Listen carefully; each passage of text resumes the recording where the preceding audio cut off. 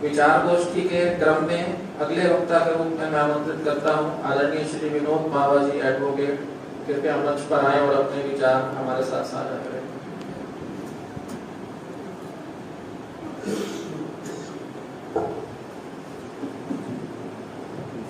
आज के इस कार्यक्रम के संयोजक, लोक उपासना न्यास ट्रस्ट के संस्थापक संचालक मेरे बड़े भाई सतीश सेनवानी जी, जिन्होंने राष्ट्र के लिए अपने जीवन को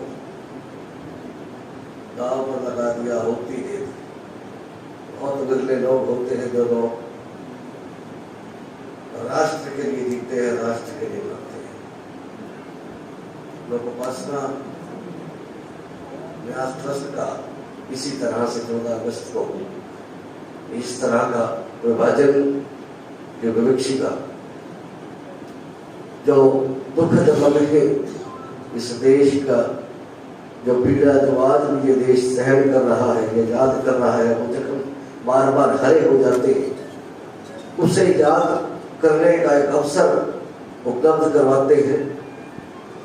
साथ में उन शहीदों को, उन लाखों लाखों लोगों को जिन्होंने अपने धर्म के लिए, इस देश के लिए, अपने धर्म के लिए प्राणों की आहुति दे दी, अपनी बीवियों को, बच्चों को, बेटियों को किस तरह से जिंदा जला दिया कि किसी दिन मुसलमानों के हाथों में ना हो, उनकी दुर्गति ना हो जाए। किस तरह से अपनी जमीन जायदाद, शानो शौकत सब कुछ छोड़कर एक पोटलियां लेकर, खाने के चंद्रदाने हाथ में लेकर, बीवी बच्चों का संभाल, किस तरह से बंजर ट्रेनें लदी हुई लाशों के ढेर उन ट्रेनों पर लटकते हुए, कोई कहां से लटके, कोई कहां पर, कोई ऊपर चढ़ रहा है, कोई पीछे। किसी तरह से ये बताया जा रहा है कि ये जो ट्रेन है आज की अंतिम ट्रेन है। किस तरह से वो बंजर था, उस बंजर को याद करके रोंगटे खड़े हो जाते हैं कि कोई भाई वहां रह गया, कोई बीवी वहां रह गई, कोई बहन रह गई, कोई रास्ते में मर गया, कोई वहां उन्होंने मार दिया, किसी को जिंदा जला दिया, कहीं कुएं में लाशों से सजा दिया। किस तरह का मंजर था, उस मंजर को याद करके उन असंख्यों बेनाम लोगों को जिस तरह से नमन करने का ये अवसर दिया हमें सुखवानी जी ने, इसी तरह का अवसर हम लोग अपनी श्रद्धांजलि उन लोगों को दे सके बार बार इसी तरह का, ताकि हम लोग, इतिहास जो है सबक सीखने के लिए होता है। इतिहास सिखाता है व्यक्ति को कि पिछली भविष्य की गलतियां जो है, जो पहले के जो भविष्य है, भूतकाल की गलतियां हैं, उन गलतियों से हम सबक लें और भविष्य में उस तरह की गलतियों को सुधार करके हम नया जीवन का निर्माण करें, नए राष्ट्र का निर्माण करें। ये इतिहास हमें इसीलिए सिखाया जाता है और इस तरह के आयोजन बार बार इसीलिए किए जाते हैं, उन जख्मों को हरा करने के लिए नहीं है। हमें अपने इतिहास में की गई भूलों की वजह से, जिसकी वजह से हमारे परिवार लाखों लाखों लोग जिस तरह से धर्म के नाम पर बलि चढ़ गए, जिस तरह से असहनीय यातनाएं उन लोगों ने सही, उन यातनाओं, उन वेदनाओं को एहसास करके किस तरह की जो भूलें पिछली सरकारों ने करी थी, उस समय की प्रशासन ने करी थी, उन तरह की भूलों की वजह से ये देश का बंटवारा हुआ, इस भारत माँ के 2 टुकड़े हुए। इस तरह की भूलें ये प्रशासन, ये सरकारें ये ना करें। हम लोग संगठित हों, अगर हमारी आवाज संगठित होगी तो ये सरकारों पर भी लगाम रहती है। इस तरह की, जिस तरह से एक त्रासदी, मुझे लगता है कि विश्व में सबसे बड़ी त्रासदी 1947 का भारत पाकिस्तान का बंटवारा था।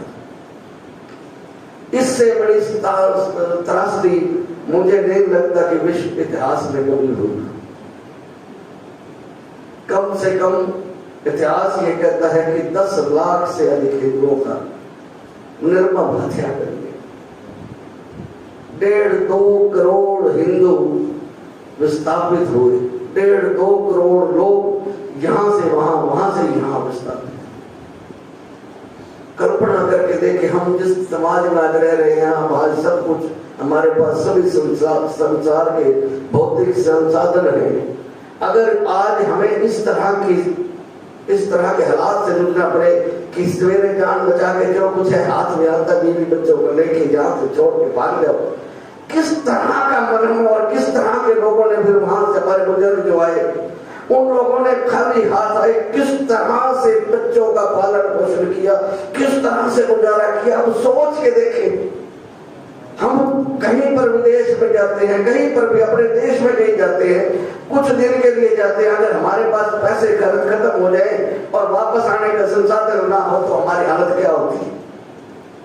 आप सोच के देखो, हम कहीं दूर पे गए, राजस्थान में गए, दूसरे देश में गए, कहीं पर भी गए, ना वहां कोई जान ना पहचान, कोई पैसा नहीं, कोई साधन नहीं है। अब हमने पेट भी पालना है, क्या करें उस वक्त उस मंदिर को। ये तो मंदिर उन लोगों को, तो हम लोगों को ये तो पता है कि हम सुरक्षित हैं, हम लोगों को सवेरे 2 दिन में 4 दिन में घर चले जाएंगे, परंतु जो वहां से हमारे बुजुर्ग आए थे उनको तो यही नहीं पता कि ये जब संघर्ष कब तक चलेगा, कब तक संघर्ष चलेगा, कब ये नया सूरज उगेगा, कब से दोबारा खुशहाली आएगी। उस वक्त हमारे बुजुर्गों को ये नहीं पता था। सिर्फ और सिर्फ अपने देश के लिए, अपने धर्म के लिए, उसके लिए सब कुछ कुर्बान करके, सब कुछ छोड़ के यहाँ आ गए। अपने ही देश में हम शरणार्थी हो गए, रिफ्यूजी कहा गया, रिफ्यूज कर दिया जाता है इसे। और हम लोग, हमारा सदियों से, पीढ़ियों से, हम माँ भारती के लाल, हमारे वंश, हमारे डीएनए में माँ भारत, हमारे खून किए गए गर्भ में भारत, माँ भारत के प्रति प्यार, समर्पण, उस सैकड़ों पीढ़ियों से हम लोग चलते हैं। रातों रात हम लोगों को रिफ्यूजी बना दिया, रातों रात हमें ये कह दिया तब अपने ही देश में शरणार्थी हो गए। सुबह की रोटी का पता नहीं, शाम को मिलेगी पता नहीं, सर किसी पे सर पे छत नहीं, कहाँ सर्दी कहाँ गर्मी, बच्चे बीमारी से दवाई से जूझ रहे हैं। किस तरह का संघर्ष हमारे बुजुर्गों ने किया, कल्पना करके देखे, रोंगटे खड़े हो जाएंगे। किस तरह की विरासत हम लोग आज आगे संभाल के आए और उन बुजुर्गों का जज्बा देखेंगे। और हम आज बिना किसी रिजर्वेशन के, बिना किसी सरकारी सहायता के, हम समाज के चुनिंदा प्रतिष्ठित लोगों में से हैं। जहां पर भी हैं हम, चाहे थोड़ी संख्या में है चाहे ज्यादा संख्या में, पूरे देश में हम लोग समाज में प्रतिष्ठित कौम की तरह हैं। ये हमारे बुजुर्गों के संस्कार हैं, ये उनके संस्कार थे जो हमारे खून में दिए, जो उन्होंने दिया, मेहनत का जज्बा दिया, स्वाभिमान का जज्बा दिया, धर्म का दिया, राष्ट्रभक्ति का जज्बा दिया, जो उन्होंने हमारी रग रग में जिस तरह से संस्कार दिए, वो हमारे संस्कार है जो हम हर जगह पर जाकर इस देश का, अपने धर्म का, अपनी जाति का, अपने कौम का झंडा बुलंद करते हैं। ये हमारे बुजुर्गों के संस्कार है। जब देश के विभाजन की, अभी मेरे से पहले मुद्दा बोल रहे थे, 1906 में मुस्लिम लीग की जब स्थापना हुई, ये हिंदू मुसलमान का बीच 2 दिन पड़ गया था।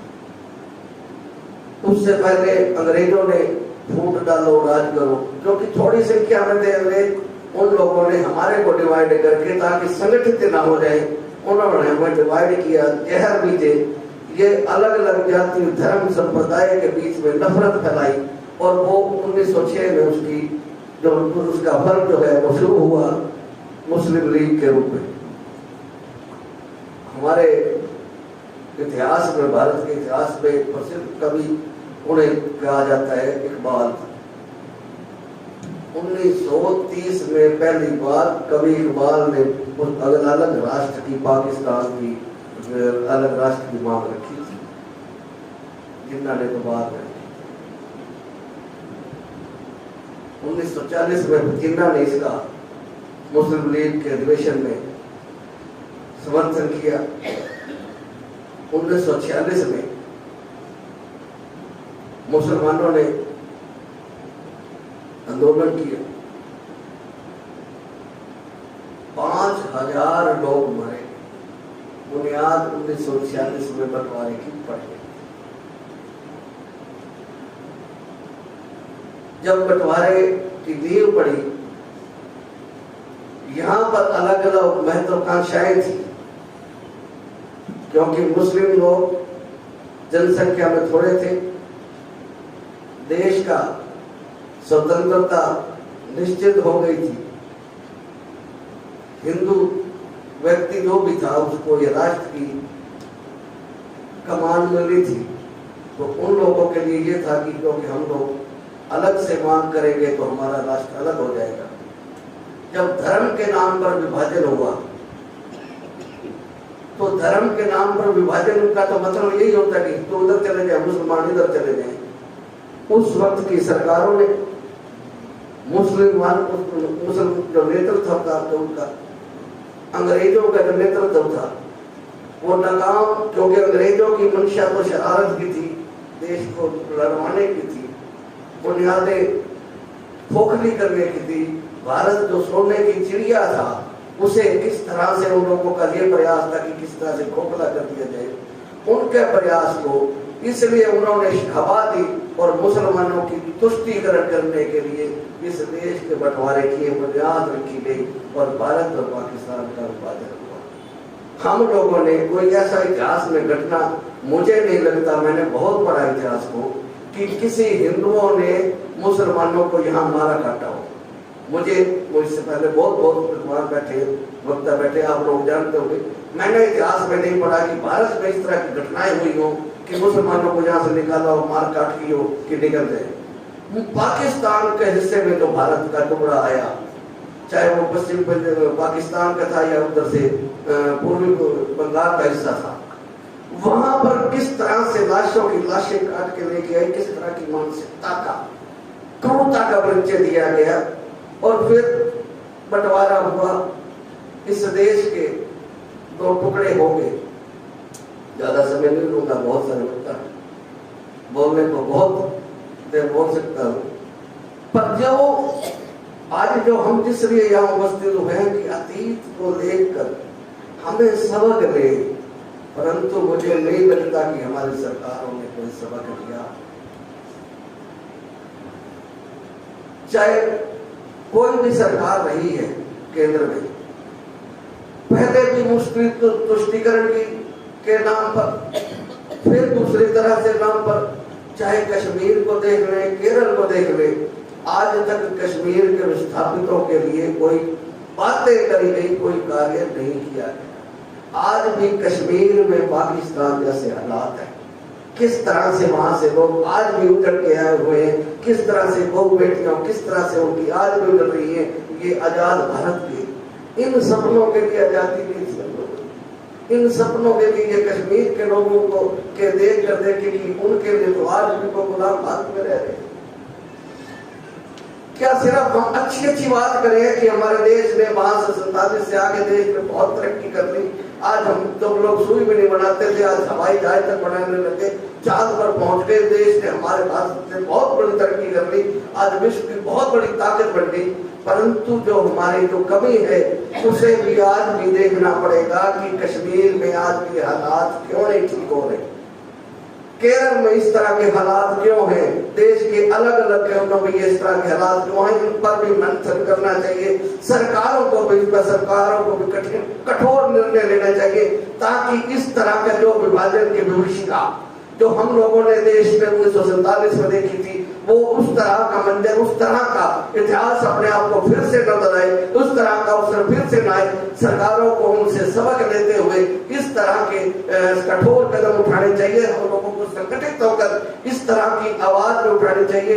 एक बार फिर से मैं आप सब लोगों का, क्योंकि मेरे बहुत सारे बुजुर्ग जो बैठे हैं जो पाकिस्तान से पश्चिम पाकिस्तान से होंगे, यहाँ पर होंगे, उन सबको नमन करते हुए, भारत माँ के चरणों में नमन करते हुए अपनी ओर से और अपने परिवार की ओर से, शिवम सोसाइटी की ओर से, अपने साथ जुड़ी सभी संस्थाओं की ओर से भारत माँ के चरणों में वंदन करते हुए आप सबके साथ एक बार जोर से नारा लगाएंगे। भारत माता की।